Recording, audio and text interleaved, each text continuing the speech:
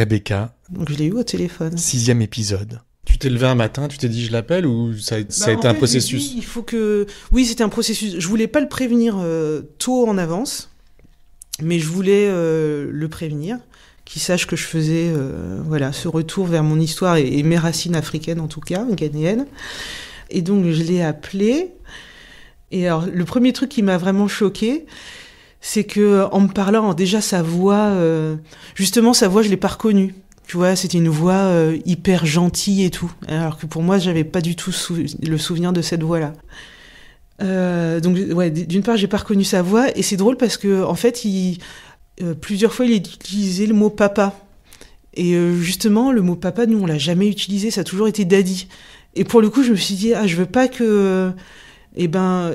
je comprends que lui, ils veulent passer de daddy à papa pour dire aussi que c'est un autre homme, etc. Enfin, en tout cas, je l'ai compris, je l'ai interprété comme ça. Et moi, je disais non, je l'ai appelé daddy, quoi. Parce que je me suis dit que c'était trop facile de changer un mot pour changer d'histoire. Et donc, j'ai pu lui dire que je partais au Ghana, et figure-toi qu'il devait être au Ghana au même moment que moi. Et donc, il m'a dit, on va pouvoir se revoir là-bas. Donc, au début, j'ai dit oui. Et après, ça m'a angoissée. Et dès le lendemain, finalement, en fait, ça se faisait plus. Il pouvait plus y aller. Donc, heureusement, parce que là, je pense que ça aurait été trop d'un coup.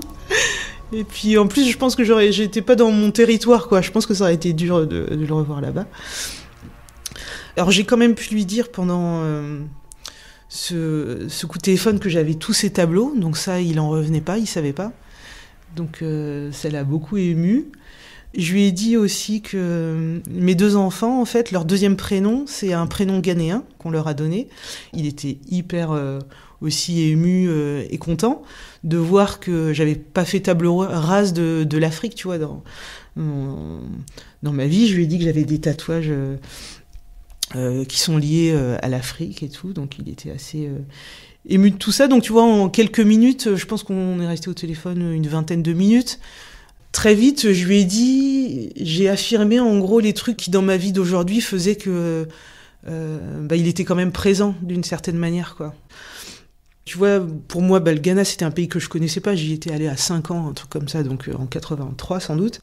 Donc j'avais aucun souvenir. Et en gros, en partant, je savais vraiment pas ce que j'allais faire de ma semaine. En gros, mon oncle, il m'a contacté par Facebook. Il me disait je viens te chercher à l'aéroport. Si tu veux, tu peux venir à la maison, décommander ton hôtel, tout ça. Et je lui dis non, j'ai mon hôtel.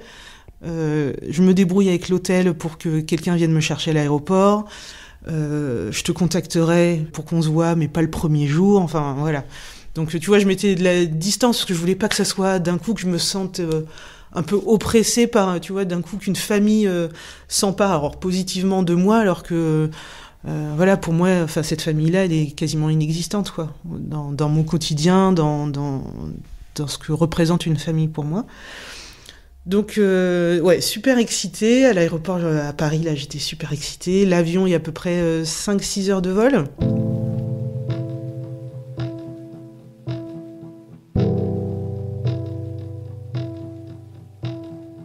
Tu sais, donc quand tu arrives dans un pays où il faut un visa, donc il y a le contrôle douanier, et souvent on te demande qu'est-ce que vous venez faire. Et à tous les gens qui me demandaient ce que je venais faire au Ghana, je fais « Ah oui, en fait, ça fait 35 ans que je suis pas venue, j'ai ma famille, je viens de me reconnecter à mes racines. » Et donc tous les gens étaient ravis d'entendre ça. Ils disaient « Ah, mais c'est génial, vous allez voir, le Ghana est un pays super, c'est super important ce que vous faites et tout. » Mais ça, c'est marrant parce que, enfin, j'ai le contact assez facile avec les gens en général, mais j'y ai pas réfléchi, quoi. Naturellement, à chaque fois, les gens ils disaient « Ah, mais qu'est-ce que vous venez faire là ?» Et je ressortais ce truc-là, j'étais super contente. Et j'étais, tu sais, avec une banane, un sourire, « Ah, je viens me reconnecter à mes racines, tout ça. » Et j'ai trouvé ça drôle à quel point j'avais envie de le dire à tout le monde, tu vois. Et je me suis sentie à l'aise, tu vois. Hyper contente de sentir la chaleur de l'atmosphère, de l'air, et puis j'étais conquérante, quoi. Voilà, j'arrive.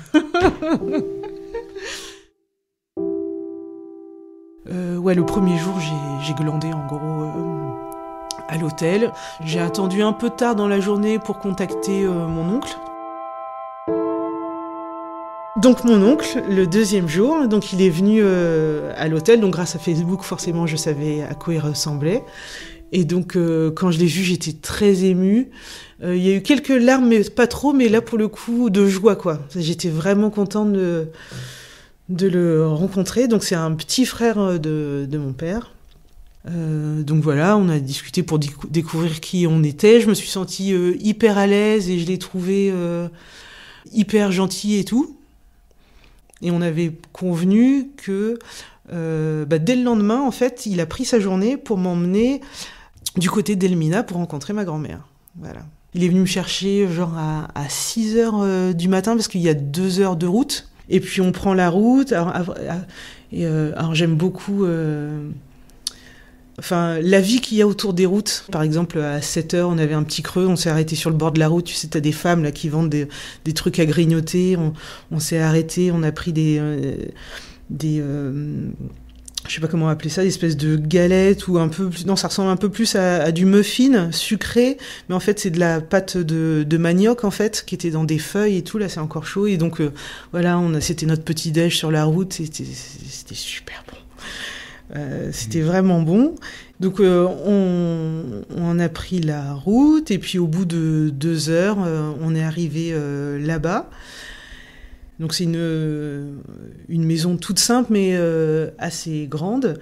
On est arrivé et puis il y a ma tante qui voit mon oncle et il dit oui, je viens avec Rebecca. Et donc là elle fait Rebecca. C'est un peu dingue quoi. Et donc elle est descendue, donc les retrouvailles. Là sans larmes, j'étais contente, heureuse. C'était un bon moment, tu vois, mais j'ai pu maîtriser pour le coup l'émotion. On est rentré, on est monté dans le salon. Ma grand-mère était encore dans sa chambre et mon oncle lui dit viens voir, il y a une surprise pour toi. Et donc voilà, elle se prépare, elle arrive là avec sa canne. Et puis je lui fais hello grandma et puis elle me dit regarde, on voyait, elle disait mais c'est qui? Donc je lui dis c'est Rebecca. Et puis là elle a pleuré, moi aussi. C'était hyper émouvant mais très beau, tu vois.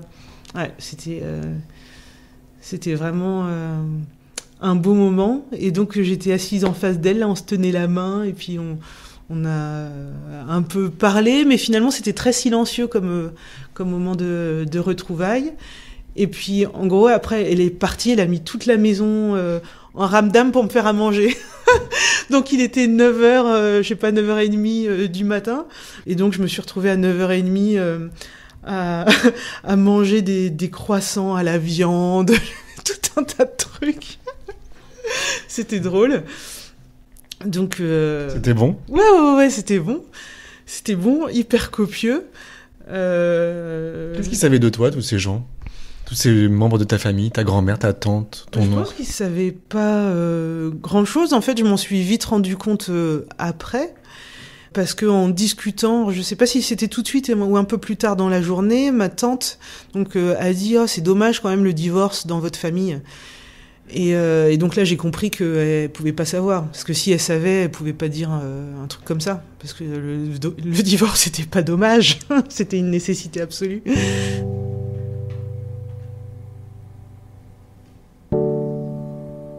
Elles avaient des petits braseros qui étaient posés par terre, où après elles faisaient frire le poisson.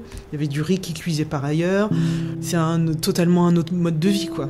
Tu cuisines dehors, enfin voilà. Tout. Et puis donc j'étais contente d'assister à ça. Tu regardais? Ouais, voilà, je regardais, j'étais assise là, on se disait quelques mots. J'étais bien d'être là, ça me semblait très naturel. Tu vois, j'avais pas l'impression d'être un cheveu sur la soupe ou quoi que ce soit. Je me sentais bien d'être là. Mais je me suis rendu compte que, un lien d'amour, tu peux pas claquer des doigts et l'avoir en fait. J'étais vraiment contente, mais j'ai pas déclenché un sentiment d'amour. Tu vois, aujourd'hui, je me dis pas ma grand-mère, je l'aime, parce que l'amour pour une grand-mère, je pense que ça se construit avec des souvenirs. Et donc là, moi maintenant, j'ai un souvenir avec elle, mais c'est un souvenir. Un souvenir en 40 ans, c'est pas suffisant pour créer vraiment un sentiment d'amour. Tu vois ?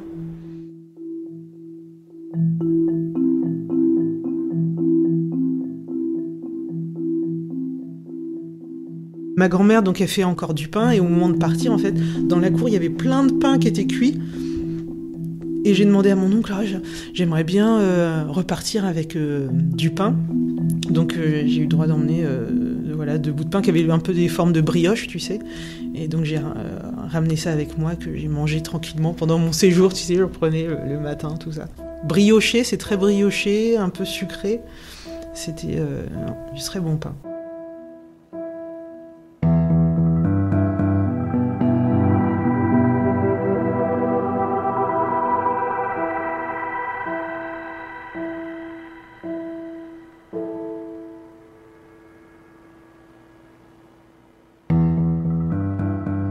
Puis après, il était temps qu'on reparte à Accra, donc on a fait la route retour. Et donc mon oncle m'a redéposé à l'hôtel. C'était un vendredi soir, parce que le samedi, je suis restée toute... pour le coup, là, c'était ma journée où j'avais besoin de faire redescendre toute l'émotion, donc je suis restée enfermée dans ma chambre quasiment toute la journée à pleurnicher, à pleurer. Où j'avais besoin, là, pour le coup, tu vois, c'était... de vraiment lâcher prise et je crois que j'ai pleuré pour tout et pour rien à la fois. J'ai pleuré en repensant à toute notre histoire, j'ai pleuré d'émotion en repensant à la journée de la veille, en pensant à la fois à ma grand-mère, en pensant au fait, en m'étant rendu compte que en gros ils connaissaient pas notre histoire, donc c'était aussi compliqué. Ben voilà, il y avait forcément un trou dans cette histoire, vu qu'ils connaissaient pas la nôtre, que je me voyais pas leur raconter. Bah voilà, si vous m'avez pas vu pendant toutes ces années, vous avez pas eu de nouvelles de notre famille, c'est parce que il y a eu ces violences, ce divorce, cette coupure en fait dans notre connexion avec eux. Donc voilà, j'ai pleuré, je pense, une bonne partie de la journée en pensant à toutes ces choses-là. Mais ça m'a fait du bien, tu sais, c'était genre, hop, tu te vides complètement. Mais enfin, quoi. Ouais, voilà, c'est ça. Ouais. Donc ça m'a pris une journée, mais c'était vraiment, voilà, c'est fait. En fait, tu sais, j'avais l'impression que c'est comme si j'avais convoqué ce jour-là à moi toutes les raisons de pleurer, quoi.